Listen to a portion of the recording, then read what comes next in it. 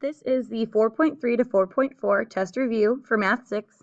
So this is going to cover area of trapezoids, area of composite figures, and then plotting and creating shapes on a coordinate plane, and then finding those areas and perimeters. So let's go ahead and get started. First question says find the area of the trapezoid. So here we're given a picture of a trapezoid. We have to decide the two bases and the height. So we're going to start with writing the formula. Area equals 1/2 height, and then in parentheses base 1 plus base 2. In order to identify the two bases, we're looking for the two sides that are parallel, meaning if those lines were to continue on forever, they would never cross. So those two bases are the 5 kilometers and 7 kilometers. So what we're left with here is the 3 kilometers, which is our height, and that's noted with this right angle right here, as well as it connects the two bases, creating a a perpendicular line. So we can plug in what we know here. We've got 1/2, the height is 3, base 1 we'll just say is 5, plus base 2, which is 7. So our next line of work is just following order of operations, which is going to be adding what's inside our parentheses. We're going to get 12 there. And then our next line, we could do 1/2 of 3, which would be a decimal, so I'm not going to do that. We could do 1/2 of 12, or we could just multiply our two whole numbers and take 1/2 of that. I'm actually going to do 1/2 of 12. So I've got 6 there, and I'm still multiplying it by what's left over, which is that 3. So my area is 18, and then our label is kilometers. So we're going to do kilometers squared. So your answer is 18 kilometers squared.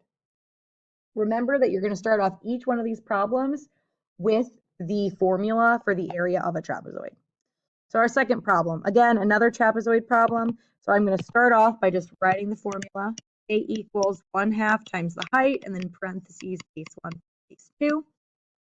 Again, we need to identify which two are the bases. So our two parallel lines are 7 and 4. So our height is 10. So I'm going to go ahead and plug in what I know. Height to be 10.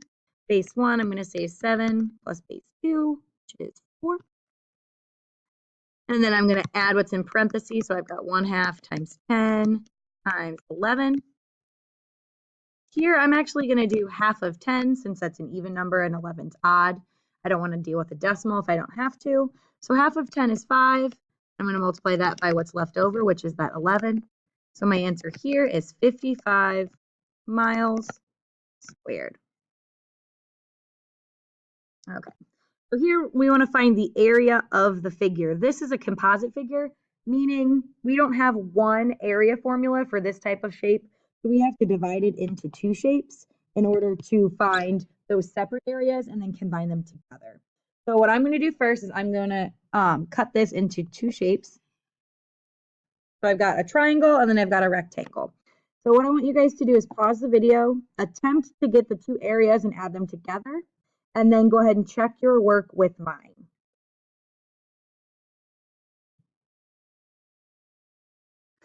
Okay, so we've got area of a triangle and we've got area of a rectangle. So I'm going to start with triangle. I know that the base here is actually the line I drew, and that is also 10 because of the properties of a rectangle. So I know that the formula is base times height divided by 2. So my base is 10. My height is 6. It's told right there. From the base to the very tip top of that triangle is 6 inches. And then I'm going to divide it by 2. I'm going to multiply the top here. 10 times 6 gives me 60, divided by 2. So I've got 30, and then my label is inches, 30 inches squared for my triangle. The rectangle, that formula is a little bit easier. It's just length times width. So the length here, I'm going to say is 10. The width is 8. So when I multiply 10 by 8, I get 80. And then again, my label is inches squared. So to find the area of the total figure, we need to add those two together. So we actually get 110 inches squared as my final answer there. We need to combine those two together. We want to add them together. Let's go ahead and try another one. Again, we want to split this into two shapes. So I'm going to go ahead and start off with drawing that one line. And then I want you guys to attempt to find the two areas and combine them together And then once you're finished, restart the video and check your work with mine.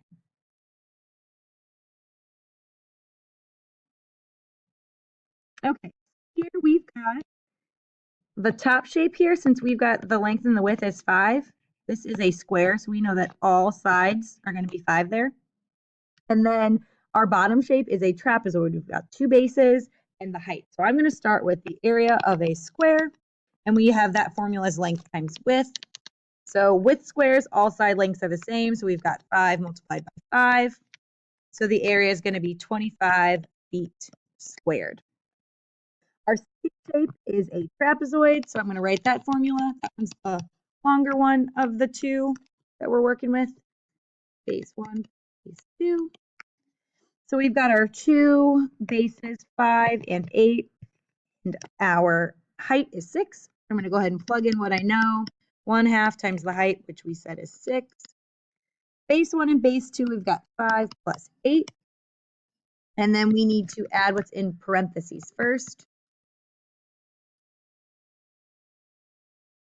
We've got 13 there. For my next step, I'm going to do half of 6 since that's the even number. So half of 6 is 3 times 13. So my final answer here is 39 feet squared. And then what I need to do here to find the total area, I need to add those two together. We've got 25 plus 39, and you should get 64 feet squared as your final answer when you combine that 25 and 39. So your final answer is 64 feet squared. Okay, so here our next questions are plotting points. So here it just says to draw the polygon with the given vertices in a coordinate plane. So we're not doing any area, any perimeter. We're just plotting, and we're going to name these points as we plot them. So we're going to have 1, 2. We're going to name that A.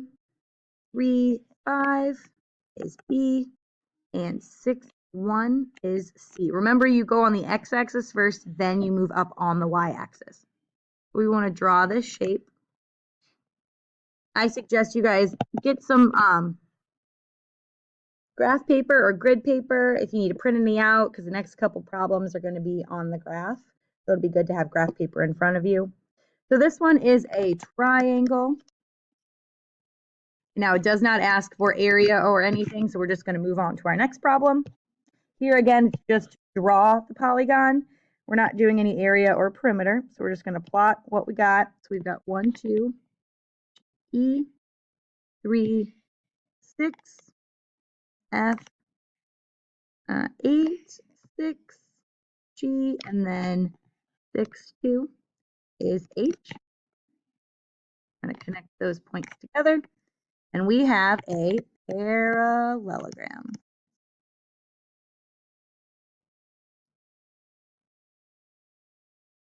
Okay, so let's move on to the next one. Here it says find the perimeter and the area of the polygon with these vertices. So we need to plot these first.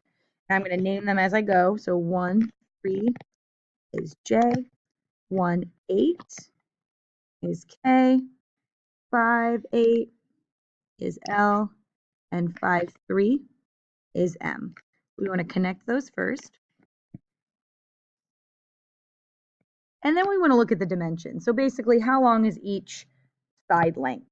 So we look at these as separate line segments. So KL is 4 units, LM is 5, MJ is 4, and JK is 5.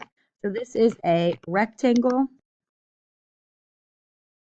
Now I need to find both the perimeter and the area.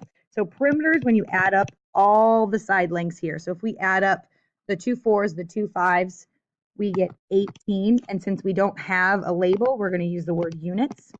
Perimeter is not squared, so we just write regular units. Area for a rectangle is length times width. So we've got both the length and the width, 5 and 4. So our area here is 20, and then we have units squared.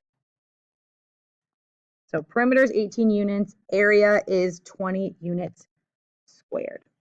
That's that whole thing. Okay, next problem.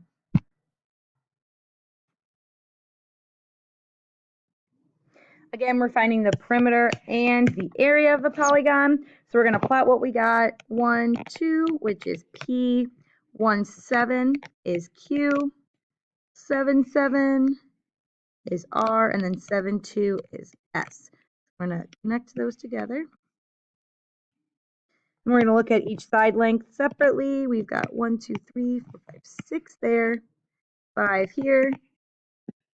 So this is another rectangle. I want to know the perimeter and the area. So again, the perimeter is when you add up all the sides together. Here, when you've got 2 6s and 2 5s, and you add those two up, you get 22. We've got 22 units. The area is length times width. Again, so we have length of 6, width of 5. And you've got your area to be 30 units squared. So perimeter is 22 units, not squared. Area is 30 units squared. Now, the last type of question that you're going to see is when you're creating your own shape. So here we're asked to draw a rectangle that has a perimeter of 18 units. So what that means is when you're adding up all the side lengths, these 4 side lengths here, when you add all 4 of those up, you need that to equal 18 since we're talking about perimeter. So we got to think about the different options on how we can do that. My first thought is honestly start with one side length. So I'm going to say that the top and bottom are each going to be 5. See where we go there. So that is 10, which means we have 8 units left. So those two sides are equal. So we've got 4 and 4. So I could make a shape that has, let's see, 1, 2, 3, 4, 5. 1, 2, 3, 4. Something like that. You could also start with something like, let's say we start with 6 and 6. So we've got 12 units, which means we've got 6 units left. So we'd have 3 and a 3. So honestly, just starting with one number for perimeter of a rectangle may be easier that way. You may also be asked for the area of something. So you're given a shape and you're given an area and you have to create something like that. So it's kind of like working backwards, but you'll need to plot it on a graph. So make sure it fits on the graph that's provided. So that wraps up the review video. Feel free to rewatch any section you may need for extra practice. Study your notes. Make sure you know all of your formulas, all of those area formulas we've been practicing, and good luck studying.